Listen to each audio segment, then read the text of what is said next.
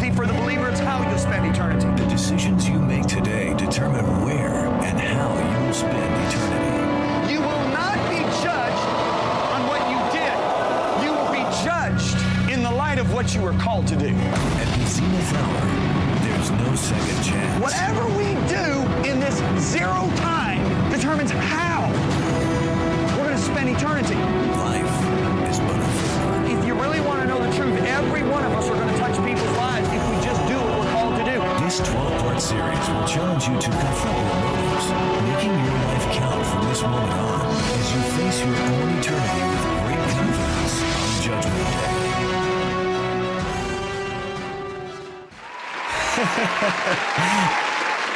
Como vocês estão essa noite? Bem, vamos abrir em 2 lugares essa noite. Abram em Hebreus capítulo 6. Hebreus capítulo 6 e também Lucas capítulo 16. Isso vai economizar tempo porque vamos abrir em Lucas 16 algumas vezes. Vamos começar no capítulo 6 de Hebreus. Bem-vindos à segunda hora do nosso curso Movido pela Eternidade. Faça sua vida valer a pena hoje e para sempre. Quantos querem fazer a vida valer a pena para sempre?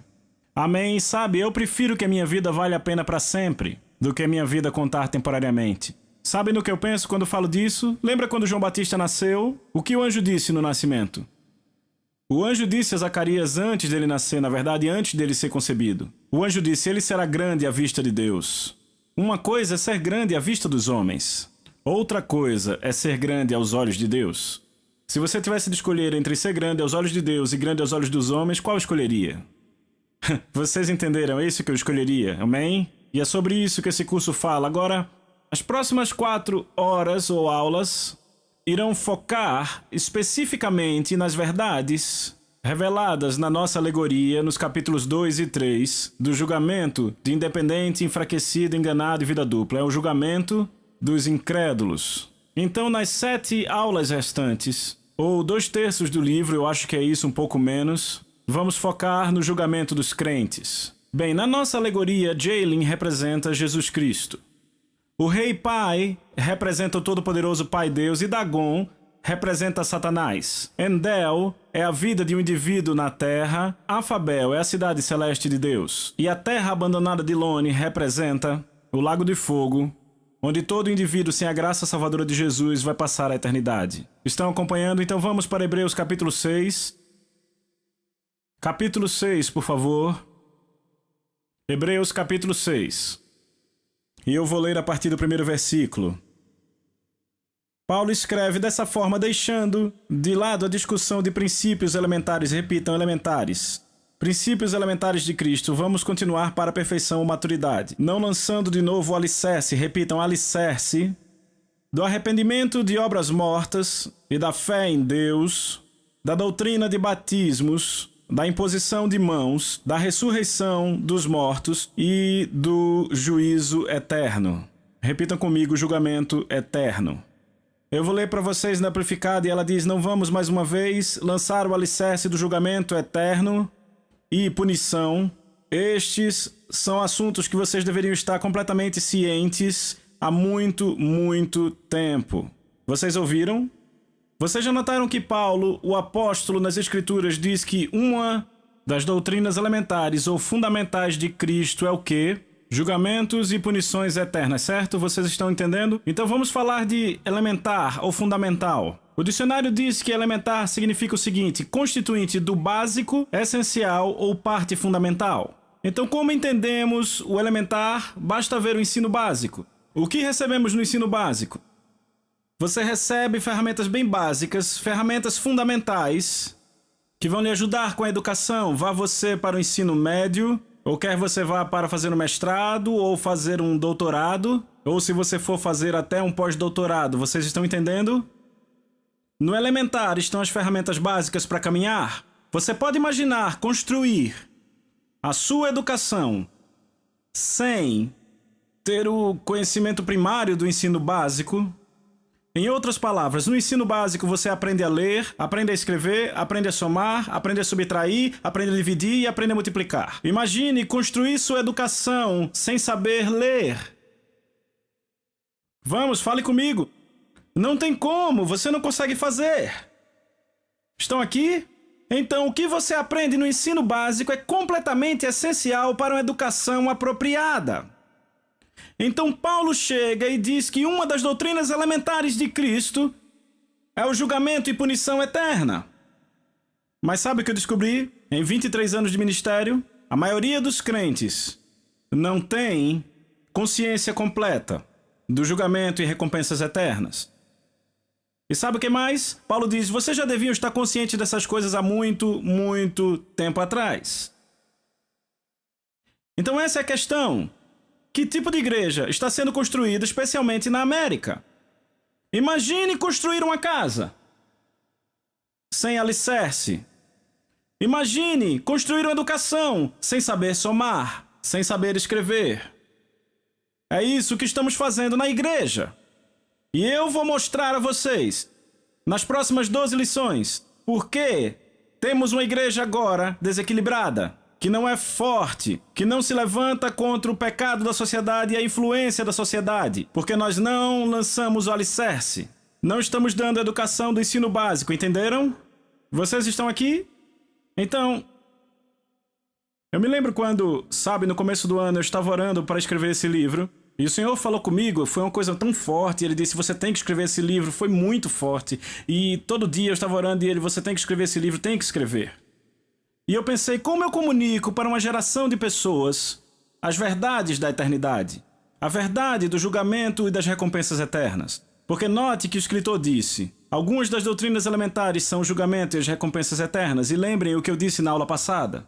Os julgamentos eternos que são realizados no tribunal de Cristo vão durar para sempre, nunca haverá uma alteração, nunca haverá um adendo, nunca haverá uma suplantação desses julgamentos. Entenderam? Como eu comunico para uma geração de pessoas que vive no mundo temporário a realidade dos julgamentos eternos que nunca terão fim? E o Senhor disse para mim, como eu fazia? Eu contava histórias e eu disse, é exatamente isso que eu devo fazer. Eu vou contar histórias, mas eu não sou um contador de histórias.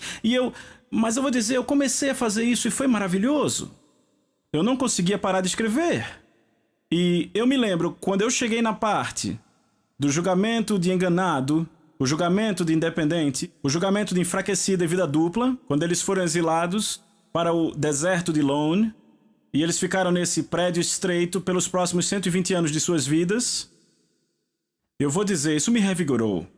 Eu preguei 3 vezes no domingo, eu estava voando para casa, meu assistente estava dormindo e eu não conseguia parar. No avião, ele dormindo e eu digitando. Chegamos em casa, era 1h da manhã e eu não conseguia dormir.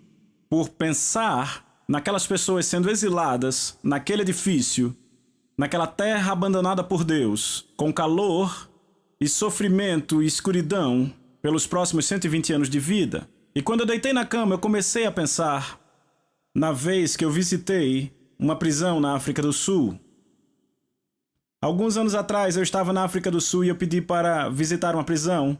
E eu nunca vou esquecer quando eu entrei lá, era uma prisão de alta segurança, a maioria dos caras estava lá por estupro ou assassinato.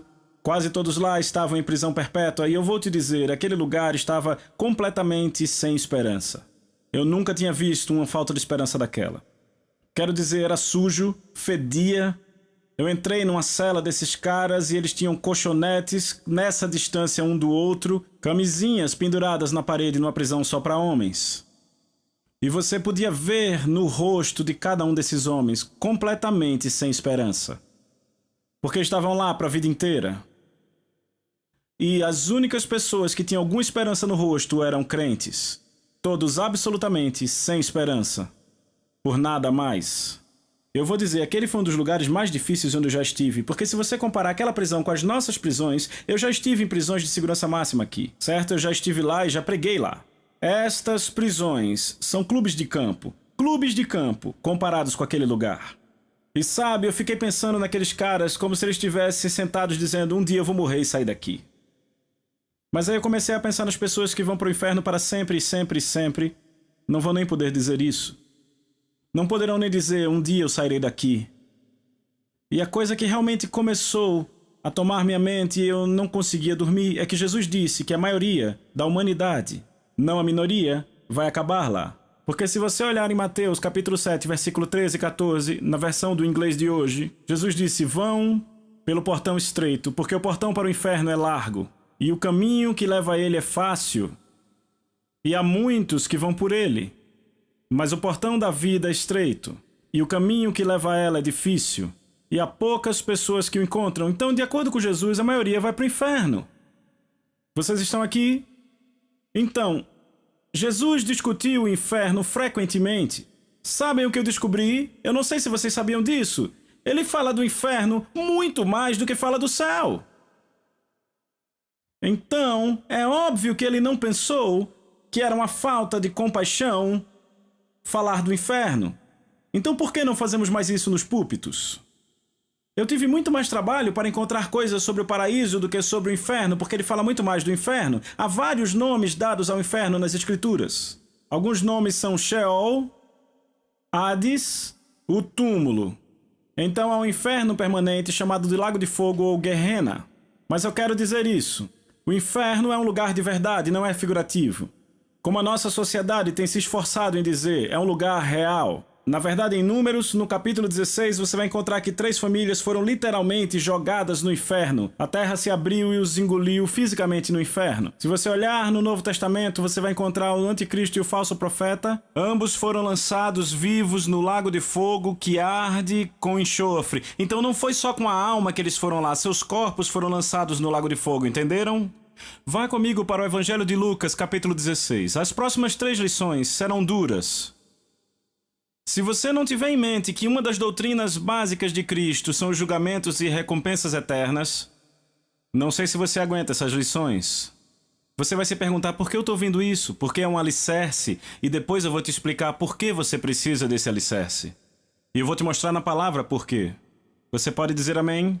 Lembre-se que faz parte, Jesus falou muito disso. Então em Lucas, no capítulo 16, versículo 19, lemos: havia certo homem rico que se vestia em púrpura e fino linho e vivia com regalia todos os dias. Mas havia um mendigo moribundo chamado Lázaro que se deitava ao seu portão, desejando ser alimentado com as migalhas que caía da mesa do homem rico.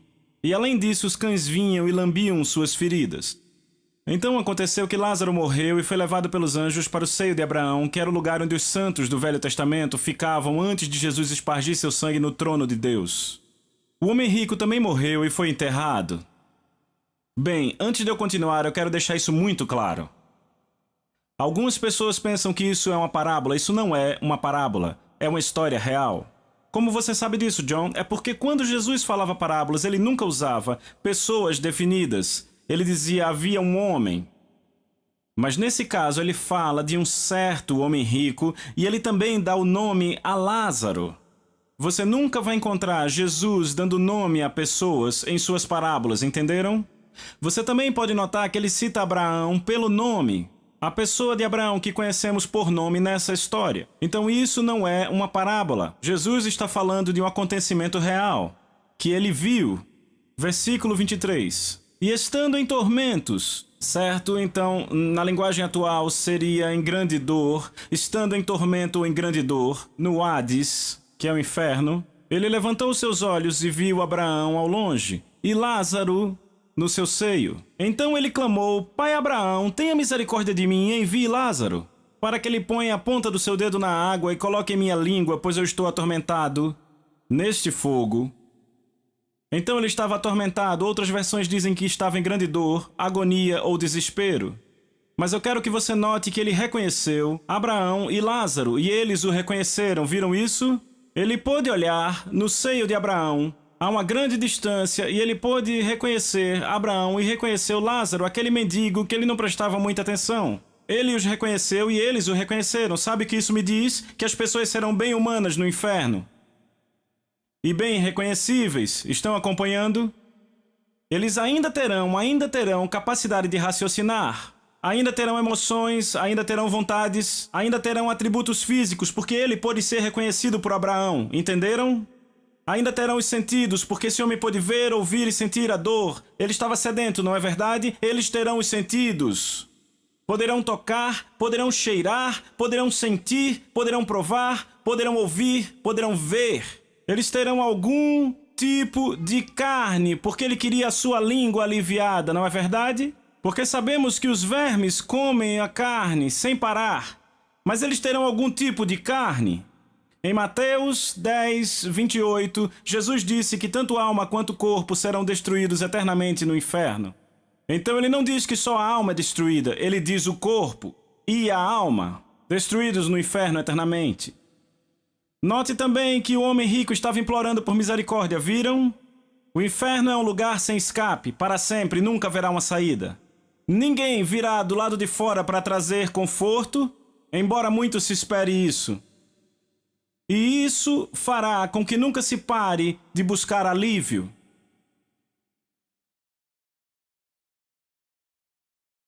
Abraão o lembrou da situação, disse: há um grande abismo nos separando. Qualquer um que tentar atravessar para ir, para levar conforto, será parado e ninguém daí pode vir para cá. Agora respire fundo. Versículo 25.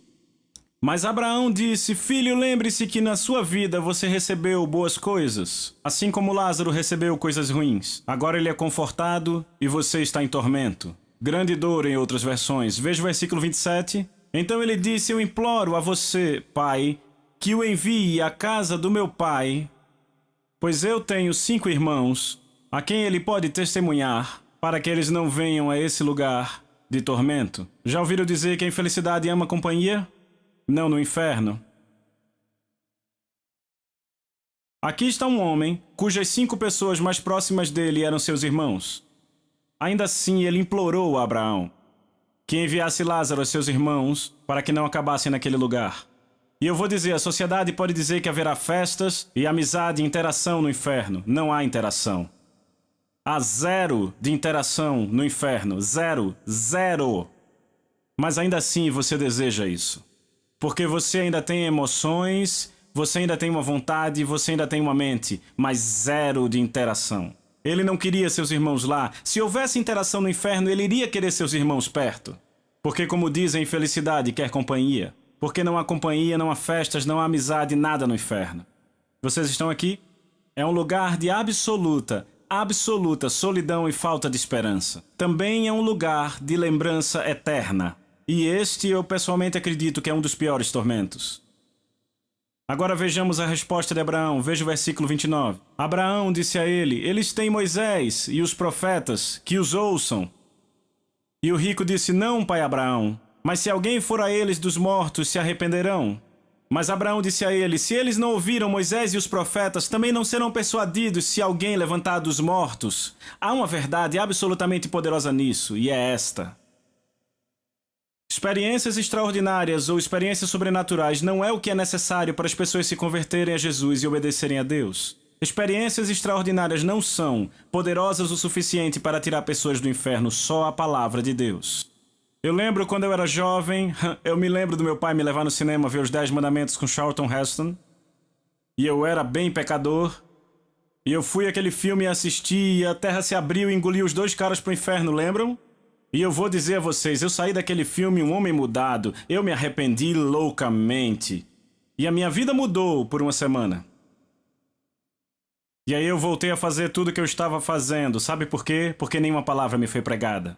Eu tenho amigos de escola com quem eu convivia que tiveram experiências absolutamente sobrenaturais de arrepiar os cabelos, e eles não estão servindo a Jesus. Quer saber por quê? Só a palavra de Deus faz você nascer de novo. Por outro lado, repita comigo, por outro lado, quando a palavra é pregada, testemunhos ou experiências que complementam a palavra são de grande benefício. É por isso que eu sempre gosto de contar testemunhos ou experiências para complementar a palavra de Deus. Isso me lembra de um grande amigo meu e de Lisa. Eu lembro quando eu estava na igreja dele e nós estávamos na casa dele depois do culto e ele é um amigo que é alguns anos mais novo que eu e ele está no ministério há muitos anos e uma noite ele veio e disse: John e Lisa, eu nunca contei para vocês o que aconteceu quando eu era jovem. Eu caí numa vala de construção. Isso foi no Caribe. E ele disse, estava na época de chuvas e a vala estava cheia de água. Meu irmão sabia nadar e eu não sabia, então eu caí. E quando eu caí, eu não conseguia sair com aqueles muros cheios de lama. E meu irmão não conseguiu me tirar, então ele correu para pedir ajuda. E quando a ajuda finalmente chegou, ele já estava morto há 30 minutos, mas ainda tentaram reanimá-lo. E eu nunca vou esquecer dele olhando para nós, e nunca vou esquecer da presença de Deus que tomou aquele lugar quando ele contou. Foi maravilhoso. Ele disse, John e Lisa, ele disse, quando eu deixei o meu corpo foi como tirar a mão de uma luva. Ele disse, todos os meus sentidos estavam intactos. Ele disse, eu podia ver, eu podia ouvir, eu podia sentir, todos os meus sentidos intactos. Ele disse, quando eu saí, ele disse, eu comecei a ir para dentro da terra. Ele disse, eu comecei a ir numa aceleração muito rápida. E ele disse que a escuridão era tão forte, e ele disse que era como se ele vestisse ela. Ele disse, se eu tivesse colocado a minha mão em frente ao meu rosto e feito isso, eu não veria nada. Ele disse, eu nunca vi uma escuridão tão forte. Ele disse que o medo era indescritível. Ele disse, eu não vejo uma forma de descrever o medo que eu estava sentindo, porque não há forma natural de descrever. Ele disse, eu achava que o medo não podia ficar pior, mas à medida que eu ia mais fundo, o medo piorava. E ele disse, eu comecei a gritar, eu me ouvia gritando. Por que está acontecendo isso comigo? Eu sou um cristão. E ele disse, John, minha mãe e meu pai eram nascidos de novo, mas eu estava mais ou menos. Ele disse, eu realmente não era crente. Ele disse, mas eu sentia que era cristão. E ele disse, eu estava indo naquela escuridão e eu ouvia os gritos. E sabe, existe um tipo de grito, mas existe outro tipo de grito. E esse outro tipo de grito é o que faz o sangue nas suas veias gelar. Ele disse, eram esses gritos que eu via. E ele disse, eu cheguei na entrada do que ele disse, eu sabia que era o inferno, eu sabia. E ele disse, um ser com escamas me agarrou. E ele disse, eu comecei a lutar com aquilo. E ele disse, de repente, uma voz falou e disse, deixe-o ir. E o ser disse, não, ele é meu. E a voz falou e disse, deixa ele ir, ele é meu. E ele disse, o ser me deixou ir, eu acordei. E eu estava mordendo o polegar do doutor que estava tentando me ressuscitar. E ele disse, minha mãe e meu pai estavam orando, e isso era o que oravam. Deus, se você nos der nosso filho de volta à vida, daremos ele a você para sempre. E hoje esse homem é um ministro do Senhor. Esse é o inferno. É um lugar real, e há pessoas que já foram lá. Lázaro e esse homem rico experienciou o inferno, e Lázaro e Abraão puderam vê-lo. Estão acompanhando? Agora, a experiência que meu amigo teve, a experiência desse homem rico, era um inferno temporário, repitam, temporário, que se chama Hades, certo? Hades é o inferno de retenção temporária, antes do trono do julgamento. Ele não é o inferno final. O inferno final nós vamos achar no livro de Apocalipse. Vá para Apocalipse capítulo 20. Então, nas escrituras, se você quiser anotar, Hades ou a cova, na Bíblia, se refere ao inferno temporário. Gehenna ou lago de fogo se refere ao inferno permanente. E eu vou mostrar a vocês em Apocalipse capítulo 20, versículo 11. Vi um grande trono branco, falaremos disso depois, e aquele que nele se assenta, de cuja presença fugiram a terra e o céu. E não se achou lugar para eles, vi também os mortos, os grandes e pequenos, postos diante do trono, então se abriram livros, e ainda outro livro, e o livro da vida foi aberto. E os mortos foram julgados segundo as suas obras, conforme o que se achava escrito nos livros. Deu o mar os mortos que nele estavam. A morte e o Hades entregaram os mortos, é um inferno temporário. A morte e o Hades vêm, entregaram os mortos que neles havia e foram julgados, um por um, segundo suas obras. Então a morte e o Hades foram lançados no lago de fogo. Então o próprio inferno temporário será lançado no lago de fogo, entendem? Esta é a segunda morte. E se alguém não foi achado inscrito no livro da vida, esse foi lançado para dentro do lago de fogo. E a Bíblia é muito clara que as pessoas serão atormentadas dia e noite para todo sempre. Certo? Algumas pessoas pensam que isso vai parar, mas a Bíblia diz que não, claramente. Há uma mulher que é uma amiga muito próxima a mim e de Lisa. Ela é da terceira geração de ministros. Eu quero falar da avó dela, Efrosine. Efrosine era uma jovem grega e ela nasceu com desejo, mas sem Deus. E toda vez que ela falava de Deus com amigos e família, era tratada com escárnio e ela acabou enfrentando perseguição. E ela não era crente, ela só queria saber de Deus, sabia que existia um, mas não conhecia. Então um dia ela estava na praça da cidade participando de uma dança típica lá na Grécia e ela ouviu uma voz audível. E a voz audível disse a ela: busque a dança eterna. Quando Efrosine ouviu aquilo, ela começou a falar com os amigos: você ouviu essa voz? Ninguém sabia do que ela estava falando. Então ela deixou a dança e começou a correr para casa. E indo para casa, um grande fardo começou a pesar nela. Um grande fardo, e ela sentia como se carregando uma mochila. Ela entrou correndo em casa, foi para o seu quarto, e quando ela entrou no quarto, caiu no chão, começou a chorar, e ela ouviu aquela voz de novo. Quem era? Ela não tinha ideia de quem era. Do nada, o seu quarto desapareceu, e ela viu ela mesma no Gólgota. E lá estava Jesus pendurado na cruz, o sangue pingando dele. Ok?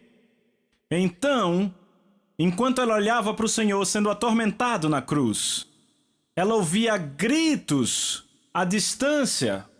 Ela virou e olhou e de repente havia um poço.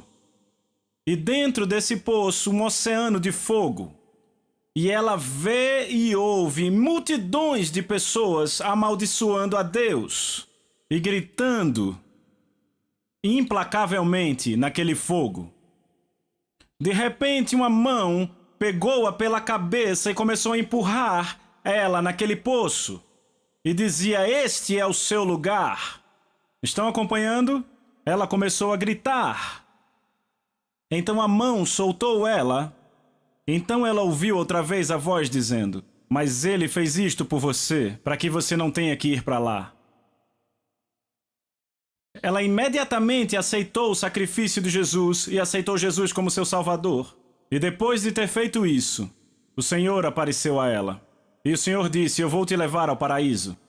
A levou ao paraíso e ela fala como ela conseguia se comunicar com Jesus através do pensamento. Ele disse: eu estou te guiando, e ela disse que a cidade era maravilhosa, e ela levou à sala do trono. Na sala do trono, ela viu a forma de Deus, mas não o rosto dele. Ele estava escrevendo algo num livro, o livro foi mostrado a ela e estava o nome dela. Ela não percebeu que era o livro da vida do Cordeiro. Jesus olhou para ela e disse: Efrosine, você deve voltar à terra porque eu tenho um grande trabalho para você. Isso foi desapontador para ela, ela foi transportada de volta ao seu corpo, de volta ao quarto. Nos dias seguintes, ela contou aos amigos e à família o que aconteceu com ela, e ela sofreu uma inacreditável perseguição.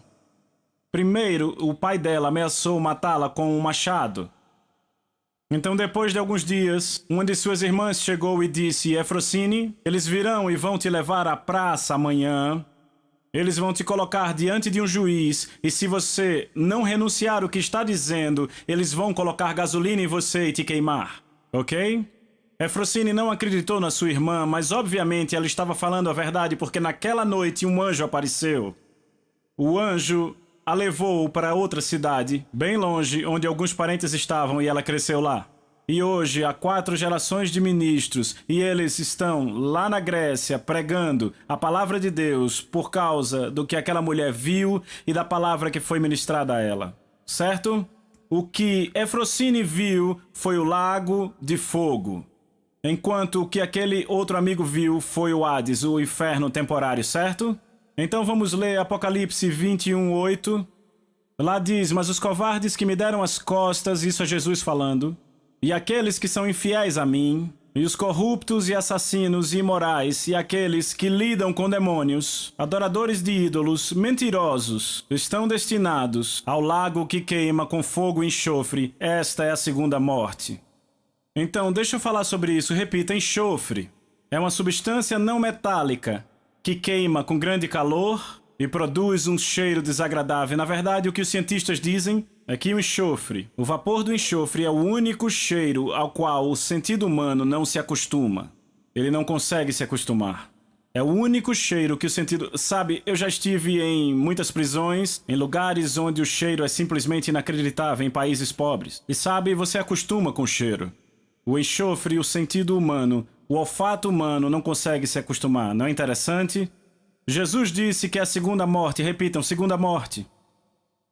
Jesus diz à igreja em Apocalipse 2:11, ele diz: o vencedor de nenhum modo sofrerá dano da segunda morte. Certo? A segunda morte é a angústia no lago de fogo por toda a eternidade, que nunca, nunca, nunca acaba. Nunca acaba. Eu quero que você pare e pense nisso. Agora pense em alguém vivendo nessa condição por todo sempre. Algumas pessoas pensam, erroneamente, que isso vai acabar. Ok? Mas isso é completamente contrário à palavra de Deus, porque a palavra de Deus diz em Apocalipse 20:10 que serão atormentados dia e noite por todo o sempre. Repitam, por todo o sempre. Isso é Apocalipse 20:10. Para confirmar, vejamos o que Jesus disse àqueles que não obedecerem em Mateus 25, 45 e 46. Irão estes para o castigo eterno. Repitam, castigo eterno. Em outras palavras, castigo que nunca, nunca acaba. Certo? Mas os justos para a vida eterna. Outra vez, Jesus diz o lago do fogo ou Gehenna. Em Marcos 9:48, ele diz lá, os vermes que comem nunca morrem e o fogo que queima nunca apaga. Então, o que ele quer dizer que os vermes nunca morrem? Quando uma pessoa morre, sabe o que acontece? Os vermes comem a sua carne. Você entende isso? E quando a carne é completamente consumida, os vermes morrem. Só o que sobra são ossos. Quando você abre uma cova de 2000 anos, você só acha o crânio. Porque os vermes comeram a carne, certo? E os vermes morreram, certo? Jesus disse que os vermes nunca morrem no lago de fogo, ou seja, sempre tem carne a comer. Uma pessoa que esteve no inferno me disse, John, depois que Jesus me mostrou aquele lugar, eu tive que dormir com a luz acesa por 2 meses e meio. Porque não há palavras humanas que possam descrever o horror, o medo e a agonia daquele lugar. E essa pessoa me disse que havia vermes comendo as pessoas, e os vermes comiam a carne e é como se a carne crescesse de volta, e eles continuavam a comer. E ela disse que os vermes são enormes. Vocês conseguem entender que eu estou descrevendo um lugar inimaginavelmente horrível? Vocês começam a ver isso? Agora eis o que eu quero que vocês entendam. O inferno não foi criado para seres humanos. Vá comigo para Mateus 25 e eu vou mostrar. O inferno não foi criado para seres humanos. Diga comigo, o inferno não foi criado para seres humanos. Eu vou mostrar para quem foi criado. Mateus 25, versículo 41. Então o rei dirá também aos que estiverem à sua esquerda, apartai-vos de mim, malditos, para o fogo eterno, preparado para o diabo e seus anjos. Para quem o inferno foi preparado? Para o diabo e seus anjos. Agora em Afabel, vocês vão lembrar que Jalen sentenciou o Independente para a terra de Lone. E o último apelo de Independente a Jalen foi esse. Você é misericordioso. Você é um juiz amável e misericordioso. Como você pode me enviar para um lugar desse? Por 120 anos. E a resposta de Jalen foi essa. Eu sou um juiz amável. Eu sou um juiz misericordioso. Por isso eu não posso permitir o seu caráter que você escolheu para seguir o Senhor Dagon entrar nesta cidade e poluir todos os inocentes habitantes da cidade. E ele disse, mas eu sou também um juiz justo. E ele disse, se eu desse a você, você escolheu a natureza de Dagon, se eu desse a você uma punição menor do que a de Dagon, eu seria injusto. E ele disse isso, eu não sou. Então entendam algo, amigos. O lago de fogo não foi criado para seres humanos. Foi criado para o diabo e seus anjos. No entanto, se Deus sentenciasse a humanidade com uma punição diferente, então ele seria injusto, porque ele daria a Lúcifer algo maior do que deu aos homens. Estão acompanhando? Se ele permitisse alguém com a natureza de Lúcifer entrar no paraíso, poluiria o paraíso. Ele é misericordioso, mas é justo. Jesus nunca jamais veio para nos condenar. Ele veio para nos salvar de um lugar onde nós mesmos nos colocamos. Nós nos colocamos, como humanidade, sob o domínio de Satanás pela desobediência de Adão. Deus veio para nos salvar disso. Deus declarou em Deuteronômio capítulo 5, versículo 29, quem dera que eles tivessem tal coração que me temessem e guardassem em todo o tempo todos os meus mandamentos, para que bem lhes fosse a eles e a seus filhos para sempre. Alguém pode dizer, mas João, eu não guardo os mandamentos. É isso, a Bíblia diz, todos pecaram e destituídos estão da glória de Deus. Então Deus, por ver isso, disse, eu vou enviar um Redentor, que será 100% homem e 100% Deus. Jesus nasceu de uma mulher, e seu pai era o Espírito Santo. Assim, ele não estava debaixo da maldição de Adão. Ele estava livre. Ele nunca havia cometido pecado, mas quando ele foi à cruz, ele levou sobre si nossos pecados, nossas doenças, nossas desobediências sobre ele na cruz. Ele pagou o preço, morreu, foi enterrado e ressuscitou no terceiro dia. Ele subiu aos céus e derramou o seu sangue no trono de Deus por nossa justificação. Então, quando aceitamos Ele como Senhor e Salvador, entregamos nossa vida. A Bíblia diz que nascemos de novo, recebemos nova natureza. Eu vou falar disso na próxima sessão. Mas se você está aqui hoje à noite e diz, John, eu posso ver claramente que eu estou fadado a esse lugar chamado inferno.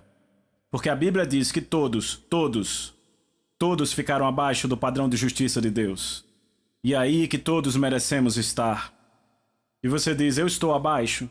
Eu te digo, Ele enviou um Salvador para te levar àquele lugar. Você está aqui e você diz essa noite, John, eu quero me entregar completamente ao seu senhorio. Eu acredito que Jesus levou meus pecados. Eu creio que Ele foi enterrado e que Deus o ressuscitou no terceiro dia, como você disse. Eu quero que Ele seja meu Salvador. Se este é você, vamos te mostrar como ser salvo, nascido de novo.